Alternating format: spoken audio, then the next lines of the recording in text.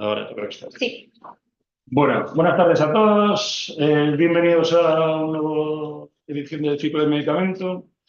Bueno, tengo aquí un folio bastante extenso de presentación. La verdad es que es un gusto contar con esta médico especialista en endocrinología y nutrición, con un currículum sencillo. Bueno, quiero decir, sencillamente impresionante. Me hace mucha ilusión presentarte, Cristina, porque compartimos área geográfica. Ella está en Ferrol, en Narón. Bueno, somos compañeros, compartimos amigos, bueno, gente conocida. Bueno, es un gusto que estés aquí presentando este tema tan apasionante. Cristina es médico especialista en endocrinología y nutrición por la Universidad de Badajoz, doctora en medicina por la Universidad de La Coruña, máster en investigación en ciencias de la salud en la especialidad biomédica por la Universidad de Extremadura, máster en nutrición y dietética para la promoción de la salud por la Universidad Complutense, máster en nutrición clínica por la Universidad de Granada, experta universitaria en diabetes tipo 2 por la Universidad de Alcalá, máster en gestión clínica de unidades asistenciales, experta en tutoría de residentes, también manejo de procesos asistenciales en endocrinología por la IFE Business School, especialista en salud digital y experta en innovación en la atención al paciente con diabetes tipo 2 por la Universidad de Deusto. ¿Se me olvida algo? Bueno, se nota lo que me gusta, ¿no? La diabetes, la nutrición, el mundo digital. Esta extremeña de un pueblecito entre Trujillo y Mérida, hecho raíces en Galicia, y más concretamente en la zona de Ferrol, pues me han contado que gracias al Pozo de Santiago. Sí, hay una historia, Luego la cuento. Bueno, lo voy a contar yo. Cuando terminó su especialidad en Badajoz, vino de vacaciones a Santiago con tus padres, viniste, y allí pediste trabajo, y a las pocas semanas te estaban llamando del Hospital de Ferrol para hacer una sustitución de 4 meses, y en mayo hace 10 años. Casi nada. Aparte del apóstol Santiago, San Ramón también tiene mucho que ver, su marido, y nada más. Bueno, no solo es especialista en endocrinología y nutrición, sino que se está convirtiendo en un fenómeno de salud digital, compartiendo todos sus conocimientos en redes sociales, en todo el universo digital, bueno, redes sociales, canal de YouTube, tiene un canal de YouTube propio, ¿vale? Pues luego os lo promocionará ella, pero bueno, Cristina Tejera, lo que sea. Y nada, cuenta también, bueno, no solo está en Internet, sino que en Narón también cuenta con un espacio atlántico, que así lo llama, que es un centro especializado con clínica, consulta, con sus medios más avanzados, centro de formación e investigación, y lo tenemos aquí cerquita, en Narón. Bueno, pertenece a una cantidad de redes, de sociedades científicas. Vale, destacar que eres miembro y vicepresidente de la SEGEN, La gallega, de la Sociedad Gallega de Endocrinología, bueno, pero bueno, pertenece a la Sociedad Europea. Bueno, bueno, podemos estar aquí esta mañana, si queréis. Y nada, después de esta presentación, la verdad es que cuando nos reunimos la Comisión de Formación, nos reunimos trimestralmente para buscar temas de interés, temas que nos gustan, y surgió el tema este de, bueno, también nos reunimos en enero, que era cuando el Ozempic, era más, bueno, costaba más Ozempic que oro molido, o sea, era imposible conseguirlo. Y entonces empezamos a hablar y nos acordamos de los dispositivos que nos va a presentar Cristina ahora, y nos pareció un tema interesante. También os invito a que si tenéis algún curso que queráis hacer, que queramos compartir y que vengamos a presentar aquí, pues también que nos escribáis y que nos digáis qué cursos, porque a veces nos resulta un poco difícil, porque todos se repiten y tal, y también necesitamos vuestra ayuda, ¿vale? Cristina, todo tuyo. Muchas gracias, Bienvenida. Ernesto, por la presentación y gracias por la bienvenida al Colegio de Farmacéuticos. Yo había venido, pero un par de plantas más abajo, al Colegio de Médicos, que sabéis que tenemos aquí también un aula de formación. Y bueno, yo pensaba que la medicina era una profesión feminizada, pero la farmacia, vamos, feminizadísima. Y la verdad que agradezco a Ernesto su invitación. Mi consulta privada está muy cerquita de su farmacia, estamos en la misma calle, en la carretera de Castilla, pero es verdad que aparte de eso, sobre todo compartimos los pacientes de por la mañana, ¿no? Que yo atendemos a muchos pacientes de Narón también en el hospital. Y bueno, me propuso que me apetecía hablar sobre dispositivos de monitorización continua de glucosa, porque había un interés en los farmacéuticos, ¿no? Y así me lo trasladó. Entonces yo encantada de acompañaros aquí un ratito esta tarde. Por lo que veo también os va la marcha. Esto solo le pasa a las profesiones sanitarias, que a las 8:30, 9 se vayan a un curso después de levantarse probablemente a las 7 de la mañana. Esto demuestra que los sanitarios pues somos de otra pasta. Y creo que todos estáis realmente aquí por la dimensión que tiene la diabetes. La diabetes tiene una dimensión muy importante, por un lado en cifras de prevalencia, pero también en su repercusión en la vida de las personas con diabetes, en la vida de las personas que rodean a estos pacientes, pero también en términos de calidad de vida y en términos de carga para el sistema sanitario.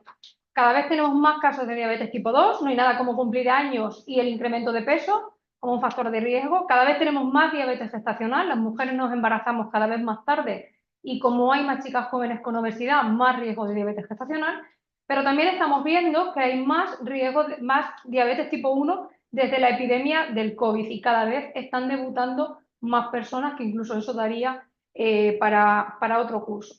Y es que concretamente la diabetes realmente es el paradigma de enfermedad digital. La diabetes hay que tener en cuenta múltiples factores, no solamente factores relacionados con el tratamiento, sino factores relacionados con las cifras de glucemia, factores de ingesta, factores relacionados con el ejercicio, otras variables clínicas.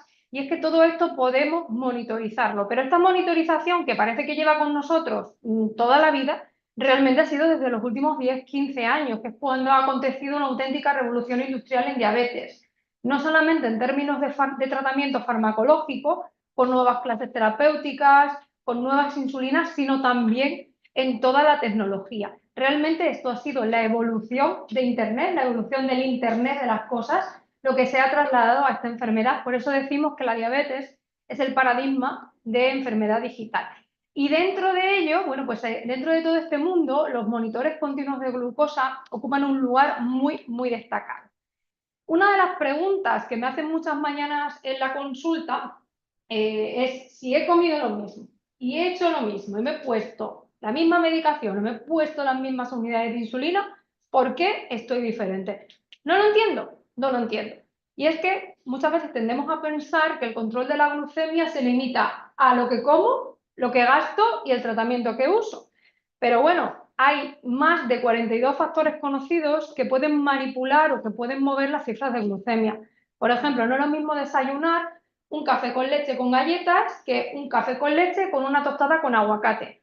No es lo mismo si he pasado la noche en blanco porque he estado estudiando, porque el niño no dormía o porque he estado nervioso. No es lo mismo la cafeína. No es lo mismo las mujeres cuando estamos ovulando que cuando estamos con la regla. Hay múltiples variables biológicas que pueden influir y por si eso fuera poco, hay otros tratamientos como los corticoides, tratamiento con inmunoterapia, con quimioterapia, hasta el jarabe más tonto de la tos lleva excipientes que pueden modificar esos valores de glucosa, con lo cual esto la cosa se complica. Entonces, hasta ahora el gol estándar que tenemos para la medición de la glucemia es la glucemia capilar, famosa glucosa del dedo, que glucómetros hay para todos los gustos y para todos los colores. De hecho, vosotros en la farmacia tendréis un montón de marcas. Empezamos por los Destrostis estos famosos, que a mí ya me los contaban como de historia, que eran maquinillos súper gigantes que en el hospital se empleaban. Cada vez los glucómetros fueron más precisos y cada vez los glucómetros fueron más pequeños. Luego ya los glucómetros se fueron interconectando con aplicaciones que los manejamos habitualmente, pero aparte de eso los glucómetros incluso introdujeron calculadores de bolos de insulina, es decir, que metías la glucosa que tenías, le tenías preconfigurado el famoso insulin o los glucómetros de Roche, le metías tu factor de sensibilidad que ya lo tenías configurado y te decía, bueno, pues te tienes que poner 2 unidades de insulina rápida. Y eso ya nos parecía la máxima innovación.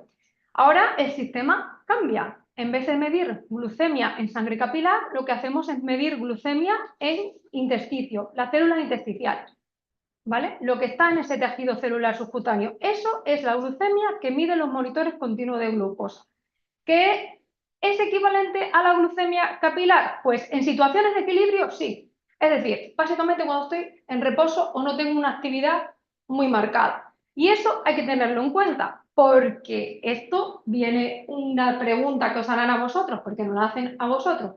Si un paciente usa monitorización continua de glucosa, ¿tiene que eliminar la glucemia capilar? No.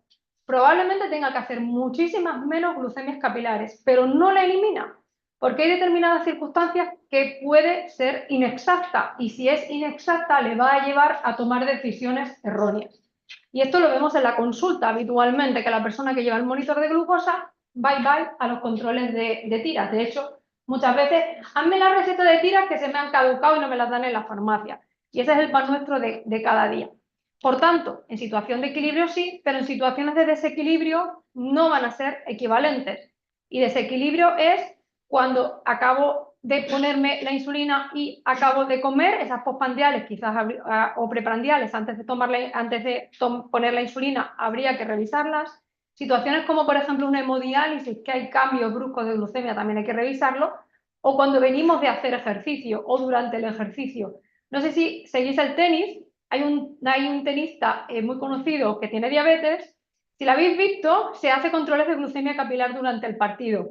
Y hombre, digo yo que este chico tendrá los mejores endocrinos a su disposición y el mejor equipo de educación terapéutica en diabetes. Y se sigue haciendo controles de glucemia capilar, porque es una situación inestable.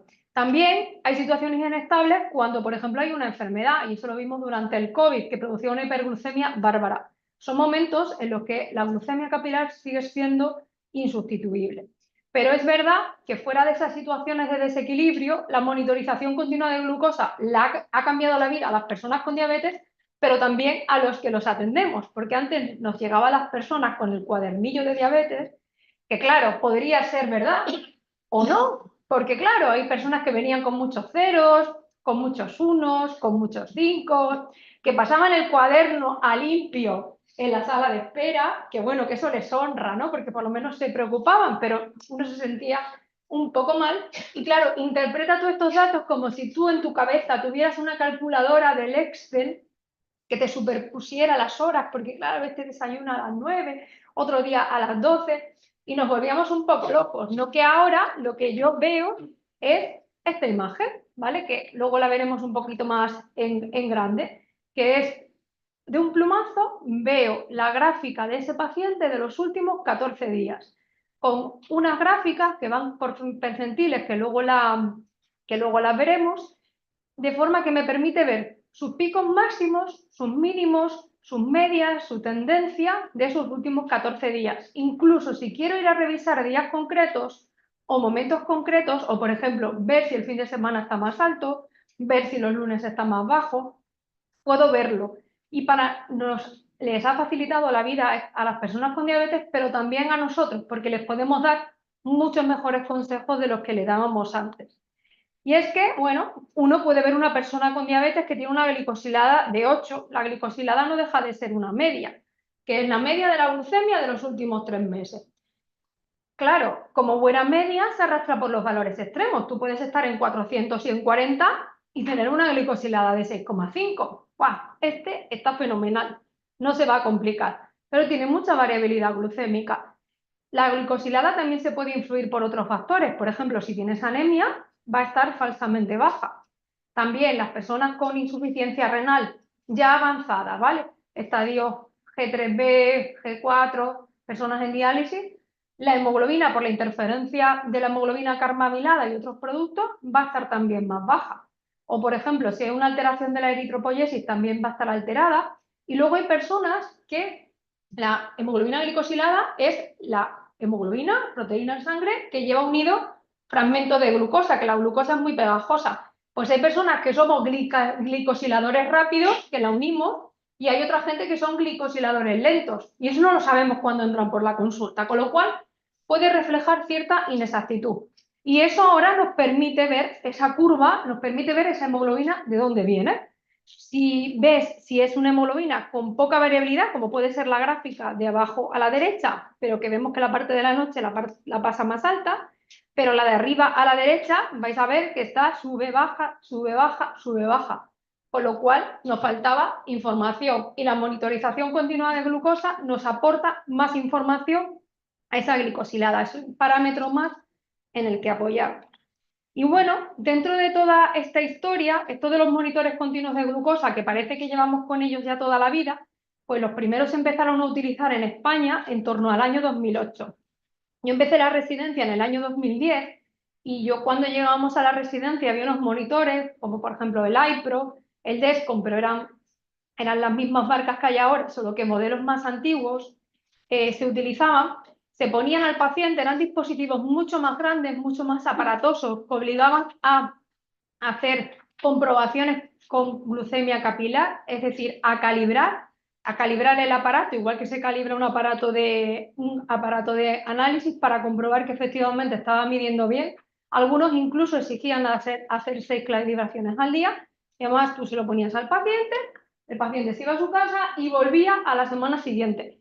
Y ese día tú descargabas y veías lo que había pasado esos 7 días. Entonces veías si el paciente tenía hipoglucemias inadvertidas, si estaba alto por la noche, no, pero era información totalmente retrospectiva, que no nos aportaba mucho, más allá quizás de esas hipoglucemias inadvertidas que podías sospechar. Pero bueno, ahí fuimos empezando. Los sensores cada vez se fueron haciendo más pequeños, más precisos, pero el factor principal, os podéis imaginar cuál ha sido de la democratización de los sensores, que fueran cada vez más baratos. Esos iPros que yo los cogía al principio con miedo estaban en torno a 1.000, 1.200 euros. Incluso los transmisores se reutilizaban de paciente a paciente. Pasar de esos precios de 1.000 a 1.200 euros a pasar a 100 euros al mes, pues la verdad que hay una diferencia bastante curiosa. Y fue en el año 2018 cuando comienza la financiación de la monitorización de glucosa intersticial, que luego hablaremos de ello, inicialmente para los peques con diabetes y para las mujeres con diabetes tipo 1 que estaban gestando.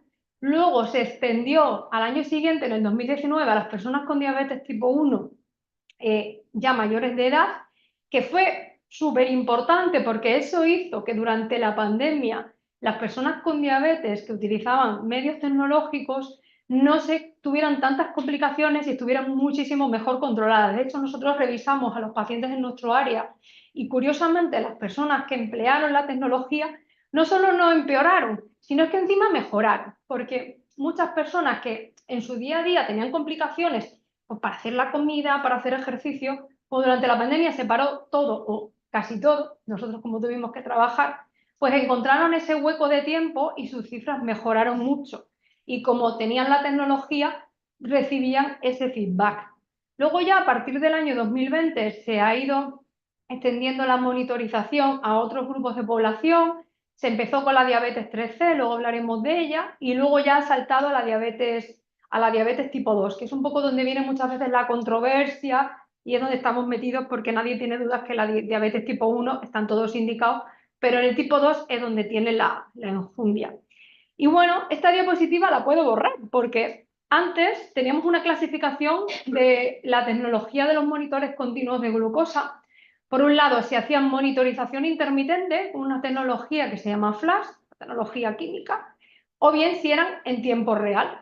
Ahora esta división espuria realmente ha desaparecido porque el sensor que teníamos intermitente, que es el, voy a decir marcas porque es que si no nos vamos a entender, que es el Freestyle Libre, teníamos la versión 1, tenemos ahora la versión 2 y la versión 3 que están coexistiendo, pues en la última actualización de hace unos meses de la versión 2, ahora ya no es un monitor intermitente, ya va en continuo con la última actualización.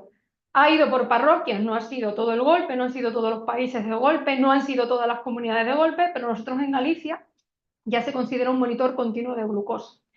Pero bueno, podemos hacer también diferencias de los sensores en cuanto al tamaño, las características de cada uno, pero una diferencia fundamental es el tema del precio. Y es que hay sensores que son un poco más caros, que son un poco más precisos, que ofrecen otras prestaciones, Y hay otros sensores que son un poco más baratos, como os decía, como el Libre, que es un poco el que ha revolucionado todo el cotarro. Básicamente, los sistemas de monitorización continua de glucosa tienen tres partes. Por un lado, el sensor, ¿vale? El pelito que va a la célula intersticial, que puede ser más o menos grande, como una moneda de 2 euros o como una moneda de 5 céntimos. Ese sensor es el que capta la información y se la tiene que dar a un transmisor, ¿vale? Hay sensores como el Libre o como el último Desco que van integrados, sensor y receptor, van pegados. Otros no se ve la diferencia. Otros llevan el sensor y encima llevan como una especie de concha o una especie de tapa, que es el transmisor. Que ese transmisor dura un tiempo X, hay algunos que se pueden recargar, pero que pasada esa vida útil hay que cambiarlos, ¿vale? Y luego tenemos que tener un sitio receptor de los datos, un sitio donde me lleguen a mí esos datos de glucemia, que con la expansión también del teléfono móvil, pues los sistemas más utilizados son los sistemas móviles, los smartphones, cada uno con su aplicación concreta, pero hay otros sistemas que incluso tienen lector propio, porque hay personas que no tienen móvil compatible o por el motivo que sea no se manejan con el móvil y no desean cambiar el teléfono, que me parece muy bien, o también hay personas que lo tienen integrado en un reloj inteligente.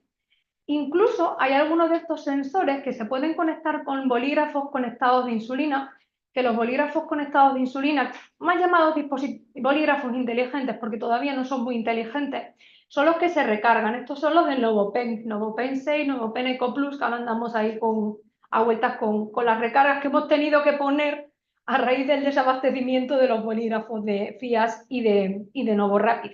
Y hay algunos de estos sensores que además se comunican con los dispositivos de liberación automática de insulina, de forma que con un algoritmo el sistema tiene autonomía incluso la mayor parte del día. Pero bueno, eso da para otro curso, Ernesto. Y os voy a aburrir un poco con datos, pero es verdad que hay que saber un poco cómo está el mercado de sensores. Os hablo mucho del Libre porque es el sensor que tenemos aquí, la financiación por defecto en Galicia, y estamos donde estamos y hay que adaptarse al medio. Es el sensor que a día de hoy que más se utiliza, pero también os voy a comentar otros sensores porque también hay otras personas con diabetes que los utilizan. Ahora mismo el sensor que utilizamos del Libre es el tipo 2, que está aprobado en niños a partir de 4 años y también en embarazadas. La ventaja que introdujo el Libre fue el no tener que calibrar, es decir, el no tener que andar comprobando que la glucemia del sensor con la glucemia capilar. Y esto fue un hito, que ya viniera calibrado de fábrica. Aquí, bueno, los endocrinos nos pusimos un poco de uñas porque pensábamos que los de Avos nos estaban engañando. Pero efectivamente el sensor venía calibrado de fábrica. Una vez que uno se pone el sensor, tarda en empezar a medir la glucosa en torno a 1 hora. Y la duración, salvo que te pegues un chocazo contra la puerta, que suele ser bastante habitual, o te lo despegues sin querer, suele ser de 14 días. Es verdad que las últimas horas de los 14 días ya ando un poco renqueando, ¿vale? Yo aconsejo irlo cambiando. Tiene una app propia, pero también tiene un lector que lo utilizamos muchas veces en personas mayores que tienen móviles de estos que son un pelín menos inteligentes y tampoco se quieren complicar mucho la vida porque además el lector les avisa de alarma.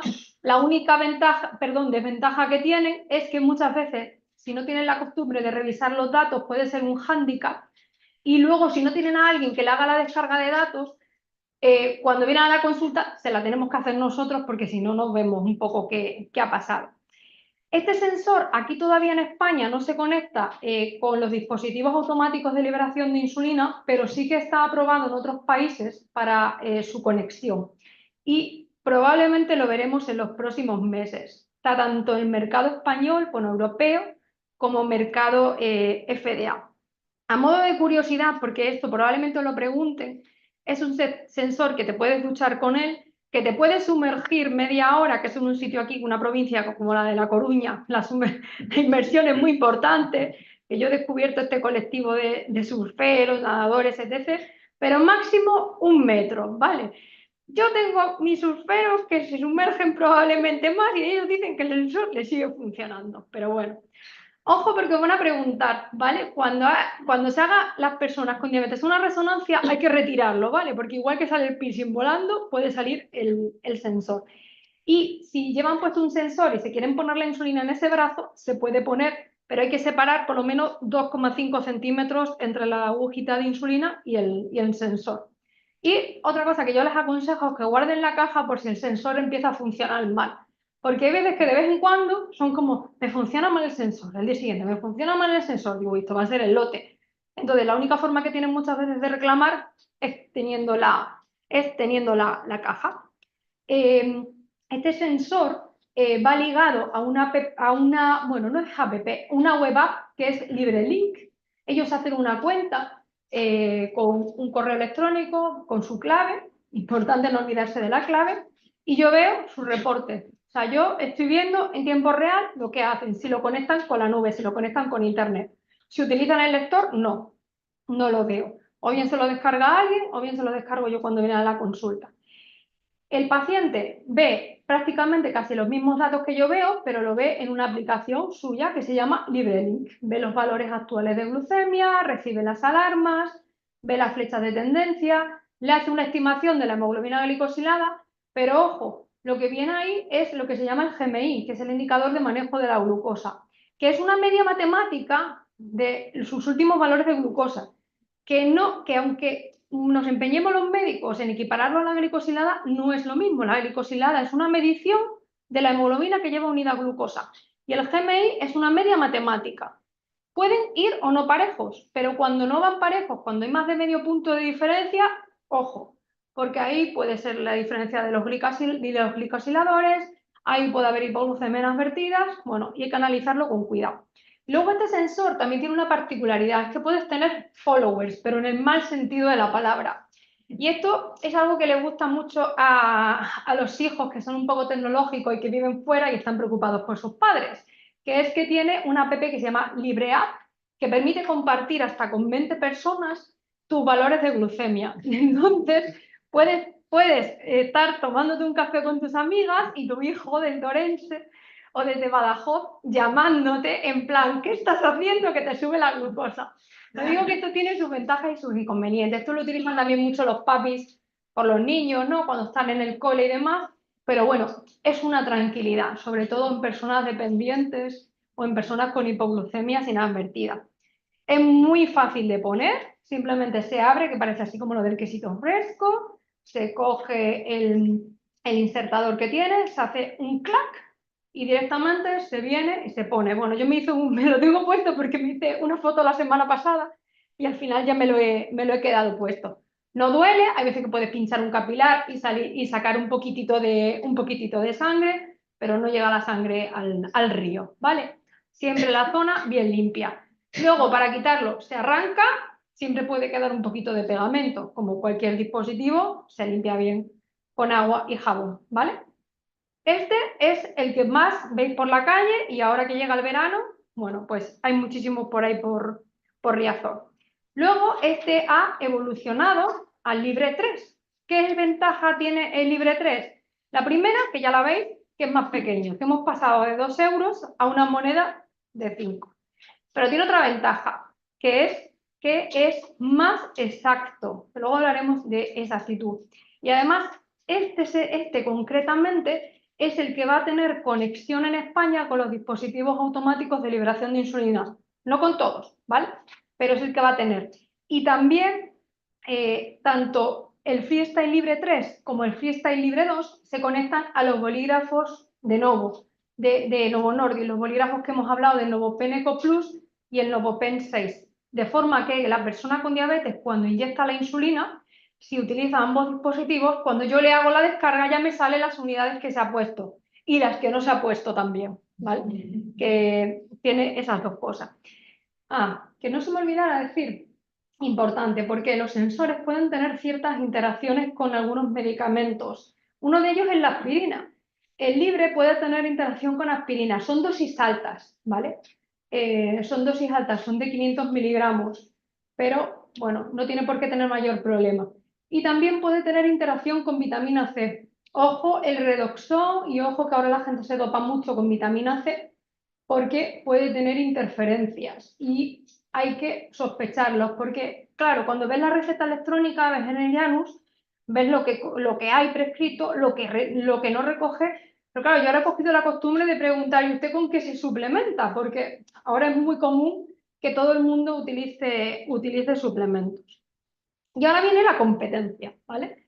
Que esta es otra marca, Descom, que Descom ha tenido mucha tradición en el tema de los sensores desde hace años y sacó un modelo, el Descom One, que quería un poco desbancar al Libre, ¿no? Porque era muy, muy popular. Y además solo lo sacó para el mercado europeo.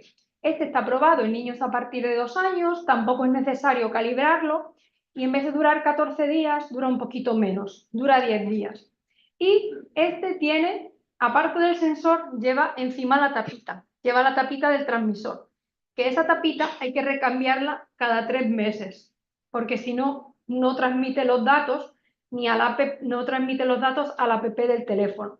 Esta también tiene un receptor, pero es verdad que el receptor está bastante limitado. O sea, este si no utilizas la app, mala cosa, porque ni yo que soy endocrino tengo mucho acceso a tener receptores como sí que tengo del Libre.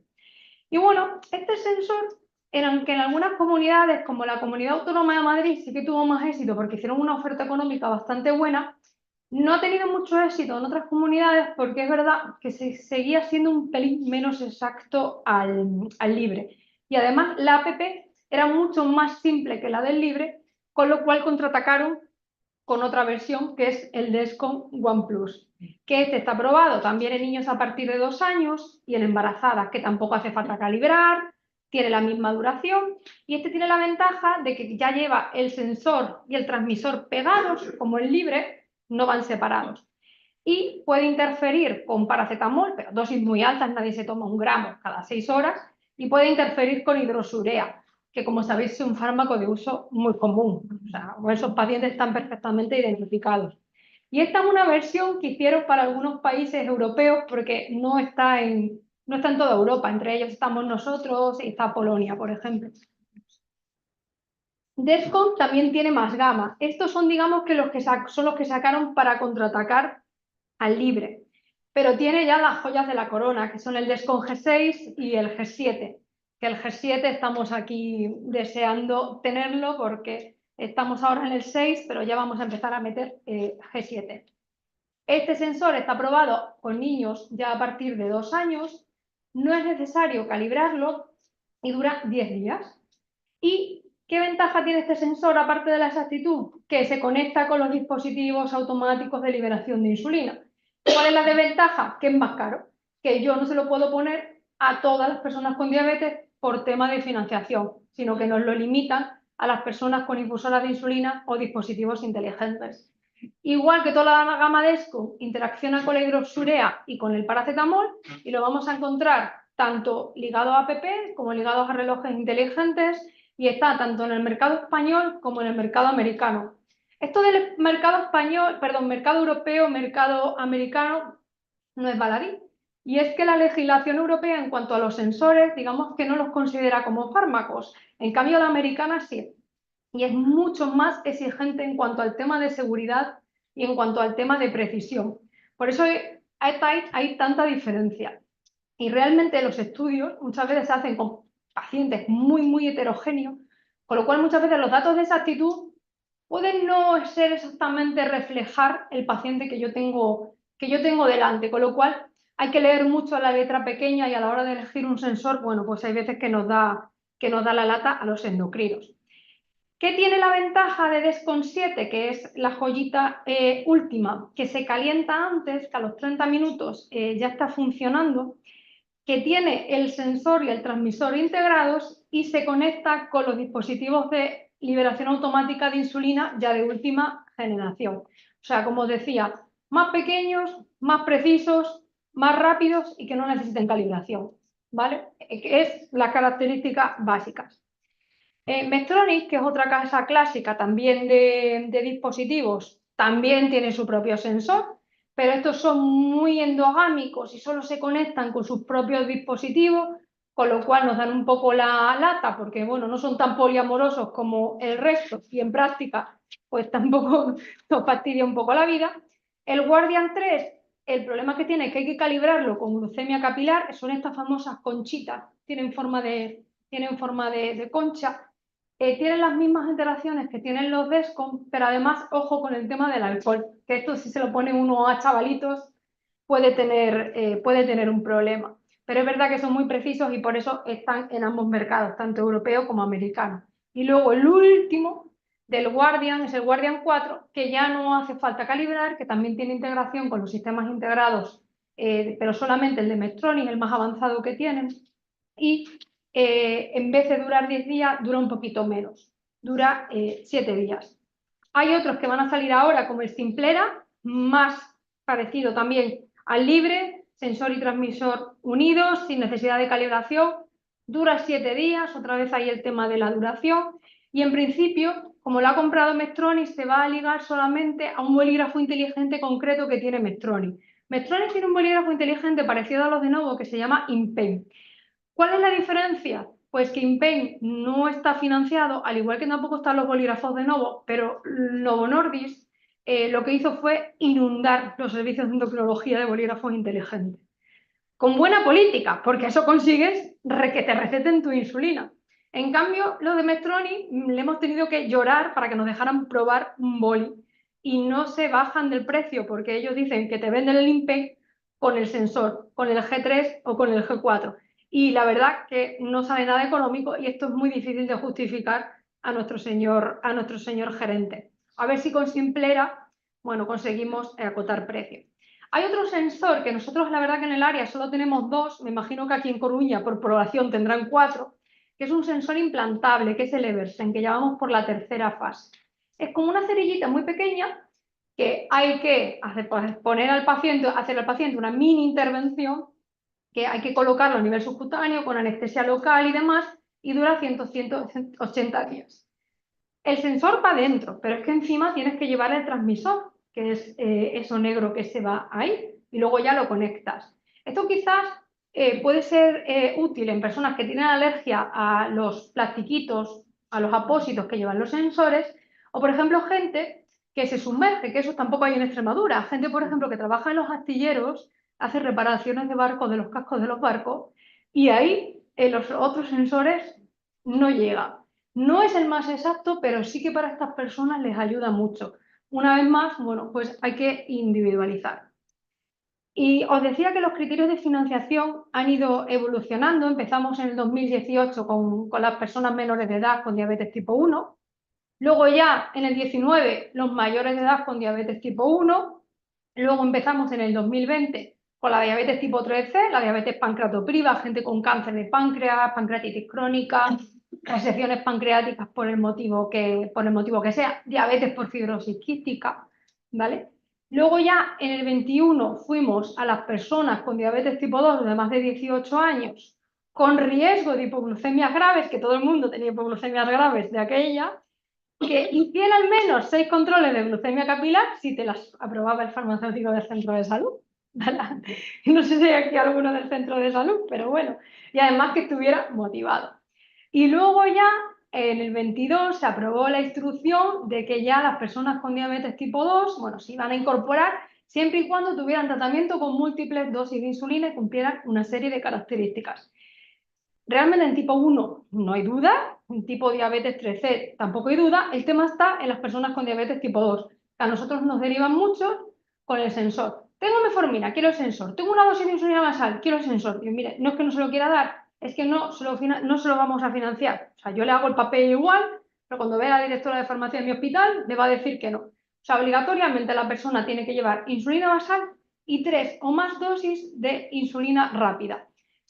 ¿Que hay alguno que hace un basal plus que viene siendo una dosis de insulina basal y una de rápida y le ponemos que pone 3 de rápida?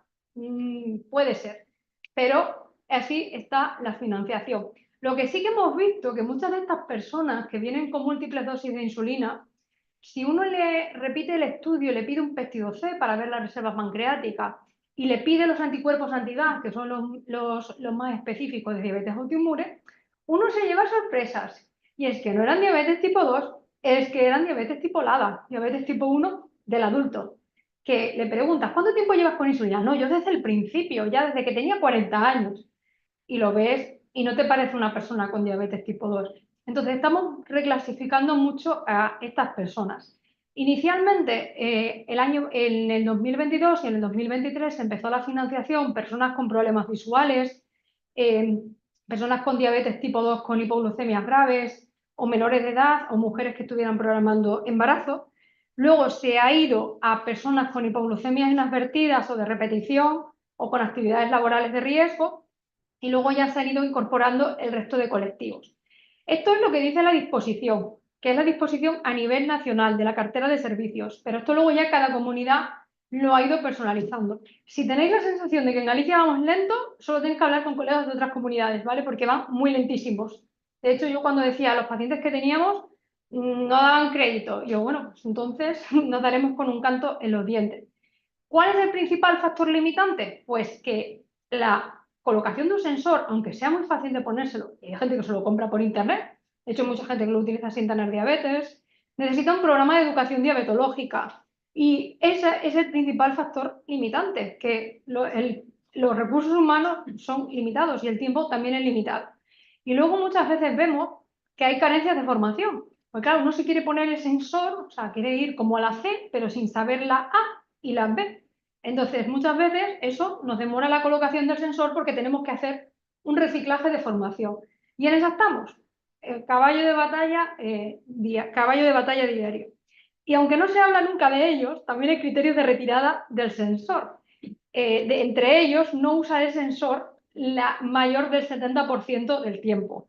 O que siga teniendo hipoglucemias graves, la persona con diabetes, que tenga alergia a los dispositivos, lo que hablábamos antes, o que siga utilizando las mismas tiras o incluso más. En general, no solemos retirar los sensores, salvo a petición de la persona con diabetes que me diga, mira, yo no puedo con tanto dato, estoy muy agobiado. Normalmente antes de llegar a ese punto suele haber intercedido la pareja del paciente que se sentía más tranquila y demás, los hijos, pero no hay manera. Pocos sensores retiramos, pero bueno, normalmente se hacen a petición del paciente. ¿Que una temporada uno se mira más, otra se mira menos? Pues todos somos personas, ¿vale? Ahora mismo, el uso de la monitorización continua de glucosa, nuestra referencia, las guías de la Asociación Americana de Diabetes, la aconsejan para todas las personas con diabetes a tratamiento con insulina. Bueno, a favor, ha demostrado que mejorar la hemoglobina glicosilada, disminuir las hipoglucemias, disminuir la variabilidad glucémica, en definitiva, mejorar la calidad de vida. Claro, esto es la teoría, porque en vida real nos encontramos otros problemas. Claro, tenemos muchos datos y esto puede ser la parálisis por análisis. Tienes tantos datos que no sabes qué hacer con ellos. Te aturrullas. Y claro, si esa persona no tiene la formación adecuada, volvemos otra vez a la educación diabetológica, no sabe qué hacer. Si la flecha va para arriba de tendencia o va para abajo, ¿qué hago? ¿Qué no hago? ¿Hago ejercicio? No hago ejercicio. Luego, claro, estos sensores llevan alarmas, tanto de hipoglucemia como de hiperglucemia, como de si te has dejado el móvil a 12 metros, cógeme que no transmito datos. Y eso acaba cansando. Y hay una entidad que está descrita que es la fatiga por alarmas. Y es verdad, solo te tienes que poner el sensor 15 días para acabar harto del sensor. Porque como le pongan las alarmas, ya te despiertas hasta dormir. Luego, también hay personas que, bueno, por el motivo que sea, ya es que los datos no lo analizan. Y lo guay de la monitorización es que veas cómo se ha comportado tu glucemia en determinadas situaciones para que te permita tomar mejores decisiones en el futuro. Pero si no revisas lo que has hecho, no tiene sentido. O sea, no haces cambio en el tratamiento. Os decía que un aspecto muy importante de los sensores es la precisión. Esto hay un parámetro que se llama MAR, que viene del inglés, que lo que hace es comparar con el gol estándar, que es la glucemia capilar, y lo va comprobando a diferentes valores de glucemia. Y ahí es de donde viene la MAR famosa esta de los sensores. Pero claro, también hay mucha trampa, porque dependiendo qué pacientes metas en el estudio, cuáles sean sus características, pues la MAR va a salir más o menos. Si uno mete personas con muchas hipoglucemias y le pone un sensor, pues va a mejorar mucho la exactitud. Pero si le pone adolescentes que son adultos emergentes, o como lo queráis llamar, pues la variabilidad glucémica por las hormonas va a estar totalmente disparatada. Y no es lo mismo las personas que utilizan el monitor, que solamente necesitan una insulina basal, que están con antidiabéticos, que utilizan el sensor o que tienen una insulinopenia total. Con lo cual, bueno, pues lo de la MAR, digamos que se puede cocinar, ¿no? Como dicen por ahí. Pero a día de hoy, en estudios serios en cuanto a MAR, el Guardian 4 tiene un MAR bastante bueno. Daros cuenta que para tomar decisiones de administración de insulina, tanto la Sociedad Americana de Diabetes como la FDA como la EMA aconsejan que la MAR sea inferior al 10%. ¿Qué sensores tenemos con MAR por debajo del 10%? El Guardian 4, también el Guardian 3, está ahí rozando el larguero. El Freestyle libre de 9,2. Más precisos son los Descon, inclusive los Descon estos pequeñitos, y el que se lleva ahora mismo la palma, o sea, día 23 de abril de 2024, es el Freestyle Libre 3. No sabemos lo que pasará en los próximos meses porque seguro que nos saca algún otro sensor. ¿Cómo elegimos el dispositivo? Pues lo pongo abajo. El principal es la financiación y con eso pues tenemos que valernos, pero es verdad, bueno, que hay que tener en cuenta el tamaño, sí, el tamaño del sensor, pero también el del receptor, el tipo de alarmas que tiene. Hay sensores que son muy básicos, que es la alarma de hipoglucemia, de hiperglucemia y de que te has alejado del dispositivo. Pero también hay otros que tienen alarma predictiva, que te va a subir la glucosa. Hay otro que te está dando la matraca de vas a tener una hipoglucemia grave, vas a entrar en hipoglucemia grave y no para por mucho que tú intentes pararlo. Incluso hay sensores que tienen alarmas por cambio de la velocidad de glucosa. Con lo cual, si hay alguien que le gusta estar muy controlado, que sea un poco TOC, probablemente ese sea su sensor, ¿vale? Pero el que no le guste mucho el control, va a ser que no. También, si la persona se plantea utilizar un dispositivo de liberación automática de insulina, pues obviamente hay determinados sensores que no los va a poder utilizar porque no tiene conexión. Y luego hay sensores que se pueden poner en zona abdominal, luego aquí un poco atrás en la zona lumbar y otros en el brazo. Y fuera de ahí, el fabricante, si no lo pones donde indica ponerlo, no te asegura la exactitud, que es donde está medida la MAR. Con lo cual, eso también puede ser un hándicap en determinadas personas, pero eso sobre todo, por ejemplo, en los niños. Luego, bueno, pues lo fácil que sea de manejar, la posibilidad que tenga de monitorización por otras personas, que tengas seguidores, también si hay que calibrarlo o no. Esto hay que personalizar mucho. Y un problema que nos estamos encontrando hoy día es el problema de los dichosos apósitos, que esto al principio nos parecía como algo anecdótico y no es tan anecdótico y probablemente muchos pacientes se os vayan a quejar a la farmacia porque suele ser bastante habitual, que nos hace mucho cambiar los tratamientos. Y es que en diabetes no hay ni buenos ni malos pacientes, bueno, solo pacientes con problemas diferentes y tenemos que arreglarnos como buenamente podamos.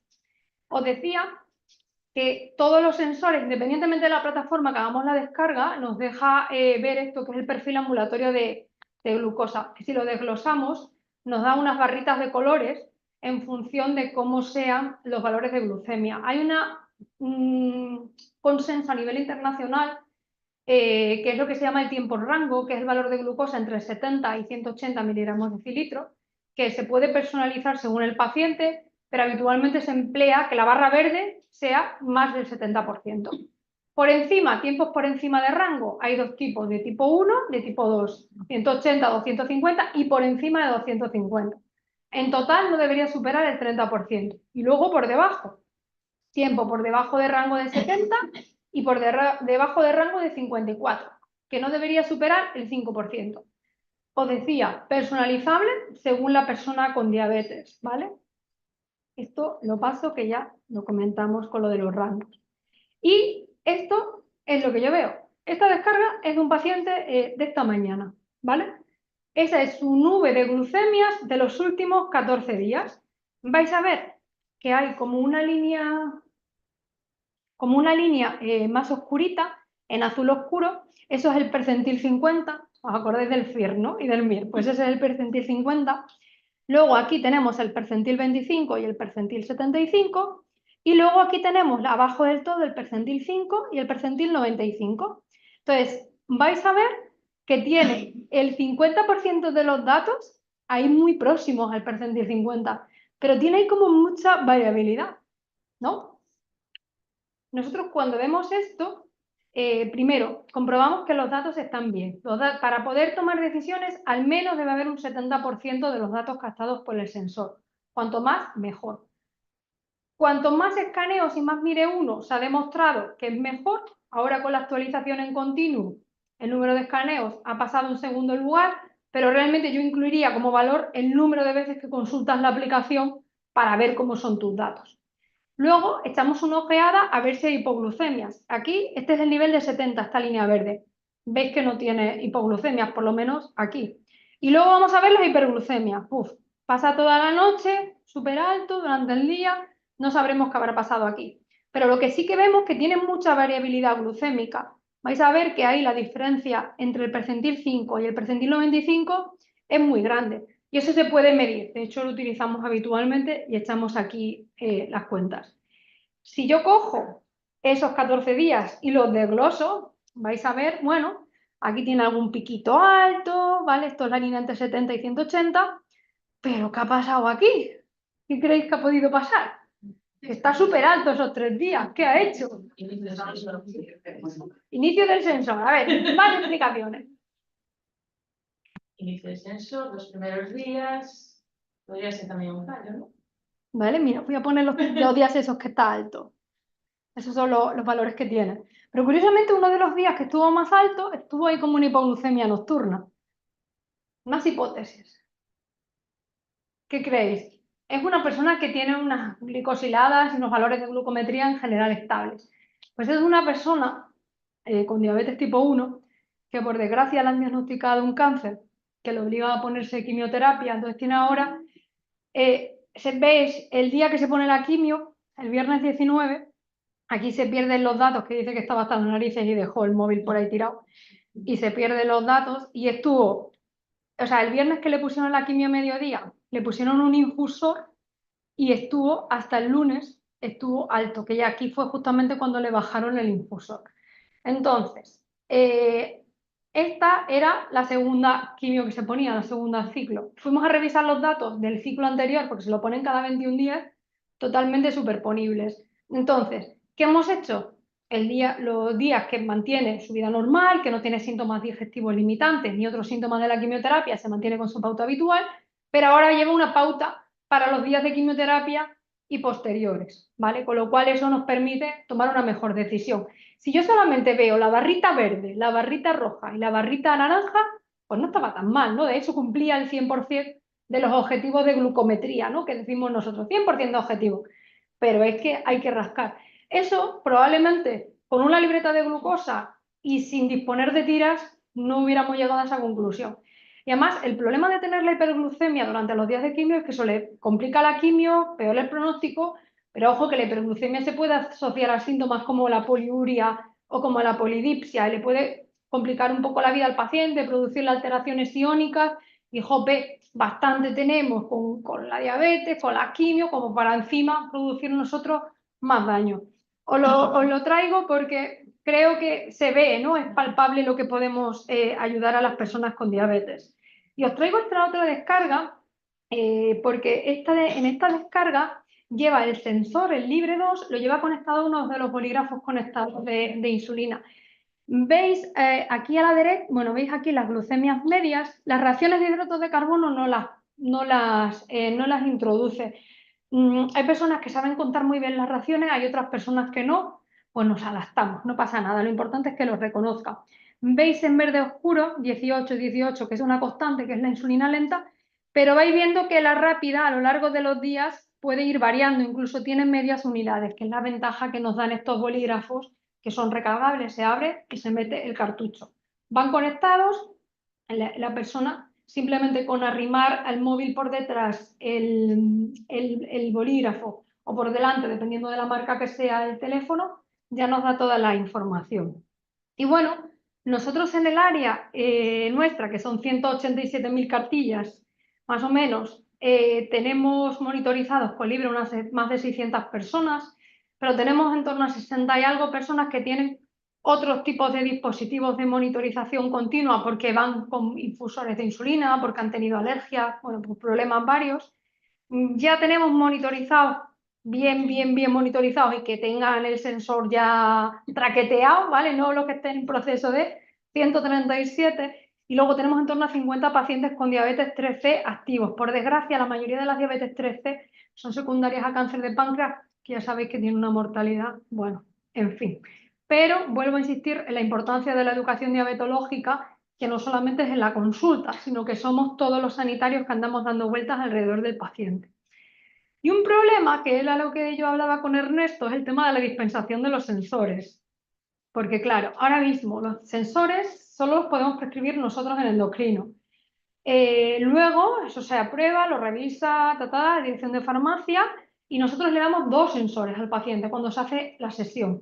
Y luego, posteriormente, tiene que ir a recoger al centro de salud. Si necesita otro sensor, un Dexcom, un Guardian, Eversen, tiene que venir a endocrino, sí o sí. Y ahora se está trabajando en llevar a los pacientes a casa a hacer un home delivery de estos sensores. Pero claro, aquí sale el PAI de diabetes del Sergas, que no sé si lo habéis leído. Si tenéis curiosidad, lo podéis leer. Está en internet libre. Claro, que también indica que la prescripción se debe hacer en los servicios de atención primaria que den el soporte de educación diabetológica. Y aquí es donde estamos, porque las personas tienen la voluntad, pero falla el tema de la educación diabetológica. Y a nosotros nos encantaría que se pudieran prescribir porque nos quitaría carga de pacientes a endocrinología. Pero la verdad que ahora mismo es como estamos. Por curiosidad, yo formo parte del área de diabetes de la SEN, de nuestra sociedad, y bueno, como fue el Congreso de la Sociedad Española de Diabetes y coincidiendo tomando un café, pues me dediqué a hacer un checklist de otras comunidades, ¿no? Por ejemplo, en la Comunidad Autónoma Valenciana todo el mundo recoge sus dispositivos en los centros de salud. En Canarias hacen como nosotros, modelo gallego. En Castilla-La Mancha lo recogen también en el centro de salud. En Andalucía, según el hospital, pero en general se lo suelen enviar a casa. En Cataluña hay de todo, ¿vale? Los catalanes, como tienen un sistema público, concertado, semiconcertado, un poco difícil de entender, tienen varios modelos. Uno los recoge en el hospital, otros en el centro de salud, uno en telequia. En Madrid los sensores se les da al paciente para los 3 primeros meses. Os decía que en Madrid también tienen el libre, igual que lo tenemos nosotros, pero ellos también tienen el Dexcom One, que lo utilizan a modo de libre porque ganaron el concurso en la Comunidad de Madrid. Y luego ellos ya tienen integrada la prescripción desde atención primaria. Luego en Castilla y León los sensores se los dan desde los centros de salud y luego los dispositivos de bombas de insulina y demás se los envían a casa. O sea, esto es un batiburrillo. Pero al final el paciente acaba loco, porque va a recoger 4 sensores, tiene que mandar a la tía, a la abuela, al marido, porque normalmente son gente que está trabajando y haciendo sus cosas, no puede ir a recogerlo. O las personas que tienen bomba de insulina o tienen dispositivos integrados que tienen que ir a recogerlo a endocrino, horario de 8 a 3, como todos sabemos, muy fácil para facilitar la conciliación. Que lo suyo sería que se lo enviaran a casa, pero bueno, ahí andamos.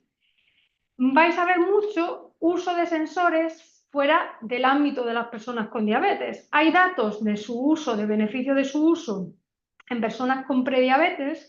De hecho, el año pasado en el Congreso americano se presentaron unos datos muy bonitos. Personas con prediabetes o con diabetes tipo 2 con hemoglobinas bajas, los ponían metformina, se les ponía un sensor y mejoraban mucho el control glucémico frente a los que solamente se ponía la metformina, porque oye, tú estás viendo la glucemia y estás viendo si te comes un pastel o si te comes una manzana lo que te sube, o si vas a caminar o si no haces nada, cómo funciona tu glucosa. Y es una herramienta educativa muy válida. ¿Qué es lo que ocurre? Pues que ahora, claro, igual que monitorizamos todo, pues ahora también monitorizamos la glucemia y está muy de moda a raíz de diversas publicaciones de gurús del fitness o creadores de contenido, como por ejemplo Luis Enrique, que todos le conocéis, que iba con su sensor de glucemia puesto, sin ser persona con diabetes, ¿no? De hecho, hay un titular del País que parecía como un símbolo de estatus, ¿no? Lo de utilizar el sensor. Y os voy a contar el caso de una chica de 38 años, gestante, que, claro, como tiene más de 35, se tiene que hacer el O'Sullivan y por motivo de la vida va sin desayunar. Y se hace el O'Sullivan en ayunas. Y el O'Sullivan da positivo, ¿vale? Entonces, curva de 3 horas. Curva de 3 horas con presíncope incluido porque dejó un GS de 100 gramos, no hay quien se lo beba, si lo habéis tomado alguna, en fin, lo entenderéis. Pero claro, resulta que la basal del sensor es de 106, la venosa de 96, que ese sí que es el supergol estándar. Luego, a la hora 2:44, podéis imaginar la retransmisión de esa diabetes gestacional por el WhatsApp. Venosa 172. A las 2 horas, sensor 190, venosa 119. Y a las 3 horas 150 y venosa 70. O sea, persona sin diabetes con curva de 100 gramos de glucosa completamente normal, incluso con hipoglucemia, puede considerar hipoglucemia a la tercera hora. O sea que, ojito, los sensores no están testados en personas sin diabetes. Y esta persona soy yo. Os podéis imaginar, claro, mi cara de circunstancias entre que ya me siento mal en Bejuje y la retransmisión por WhatsApp de mi diabetes gestacional, de ya avisando, digo, mira, me vais a tener que poner insulina. Cuando veo la curva, yo no daba crédito. No daba crédito porque es verdad que puede haber cierta diferencia. No voy a decir qué sensor fue, ¿vale? Pero ese sensor probablemente no se lo voy a recomendar a ninguno de mis pacientes. Que sepáis que hay estudios que están intentando analizar patrones de monitorización continua de glucosa en personas sin diabetes. Y lo que son útiles es para diagnosticar esas personas con prediabetes que van a pasar a diabetes, pero no solamente los valores de glucemia, sino integrados con otras variables biológicas. Y hay un proyecto muy chulo que es The Human Phenotype Project y integran esos datos. Pero de ahí a que lleguemos a estar todo monitorizado, bueno, todavía queda un trecho, hay muchas variables biológicas aparte de la glucosa. Y bueno, como esto es una reunión de farmacéuticos, pues yo voy a opinar, como ya me podéis comer. Entonces, bueno, ¿qué papel creo yo como endocrino que puede tener el farmacéutico comunitario? En primer lugar, sin lugar a dudas, la continuidad asistencial, o sea, la educación diabetológica, no solo la hacemos los endocrinos, los médicos de familia, las enfermeras educadoras, en el hospital, sino que la farmacia tiene que ser una continuidad. Y hay que aprovechar para, oye, machacar a esa persona la insulina, la cambie usted las agujas, ¿dónde guarda la insulina? Tómese las pastillas, tiene pastillas sin recoger. Luego, yo creo que, a mi modo de ver, creo que ha sido un error el tema de la dispensación en los centros de salud. Creo que se tenía que haber gestionado a través de la farmacia comunitaria. Pero la farmacia comunitaria no está abierta las 24 horas, pero casi. También abre los sábados, abre por la tarde, cuando no estamos los endocrinos. Y de hecho, en Francia se dispensan en los centros de salud, que estamos ahí al lado, ¿eh?